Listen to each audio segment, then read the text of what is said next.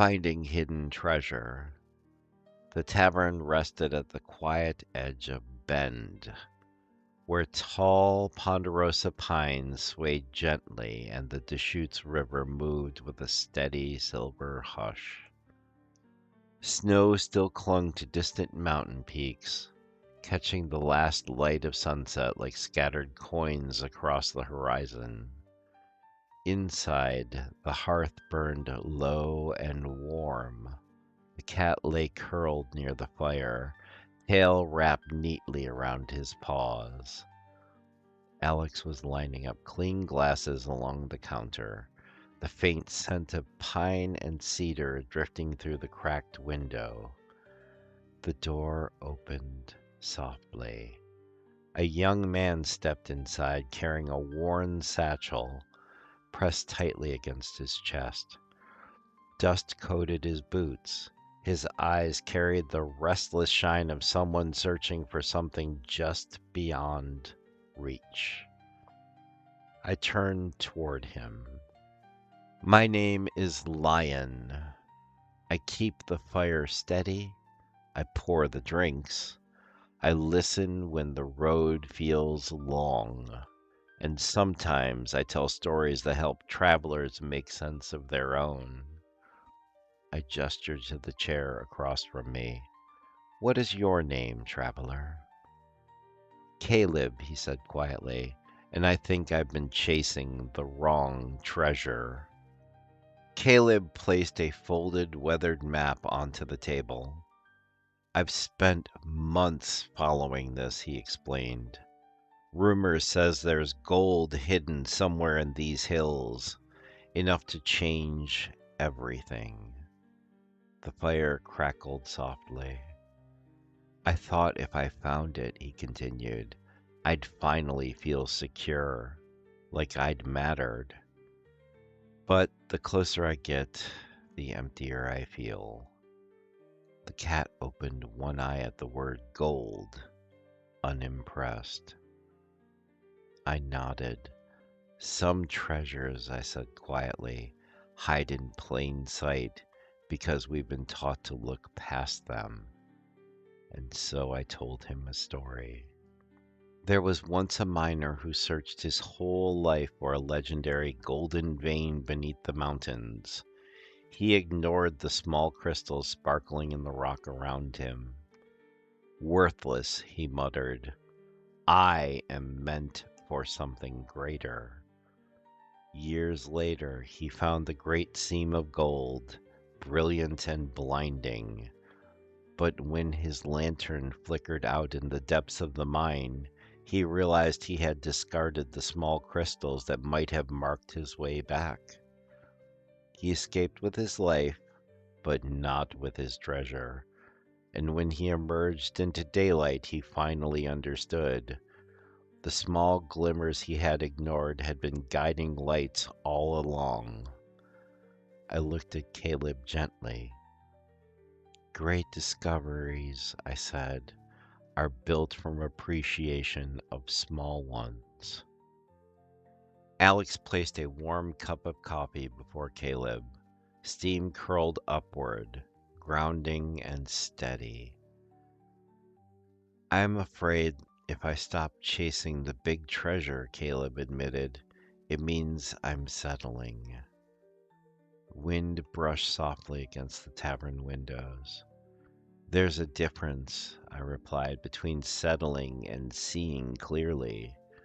Ambition looks ahead, but wisdom also looks around. He stared into his cup. I've passed through beautiful towns, he said slowly. Kind people, quiet sunsets. And I barely noticed. I was always thinking about the next clue. The cat stepped onto the table and firmly placed a paw upon the map. My friend, treasure is not always buried. It's often woven into the ordinary. Caleb listened carefully. A shared laugh, a mountain skyline at dusk, a conversation that lingers long after it ends. These are riches that no one can steal. His shoulders loosened. I've been measuring wealth by what I could carry, he said quietly, not by what was carrying me. The fire flickered warmly between us. Yes, I nodded. And the rarest treasure is the ability to recognize value before it's gone. Caleb studied his map once more. What if, I asked gently, this journey was teaching you how to see? He considered that for a long moment. Then I've been rushing past the lesson, he admitted. He folded the map, not with frustration, but with understanding, and slid it back into his satchel. I think I'll stay in Bend for a while, he said quietly. Actually look at it. The cat approved by sitting squarely on the satchel. When Caleb rose, his posture felt lighter, not because gold had been found, but because urgency had softened.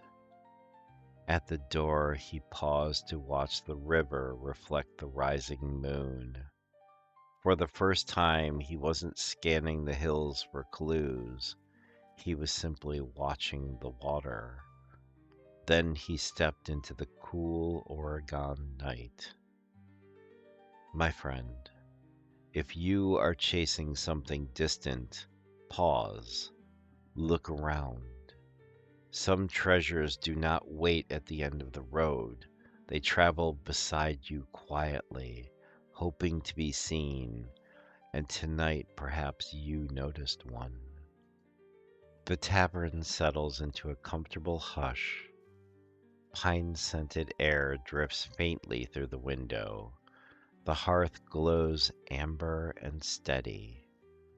I watch the door where Caleb departed. He slowed down, Alex says softly. Yes, I reply, and sometimes that's the richest discovery of all. Alex leans beside the counter. People think treasure changes their lives.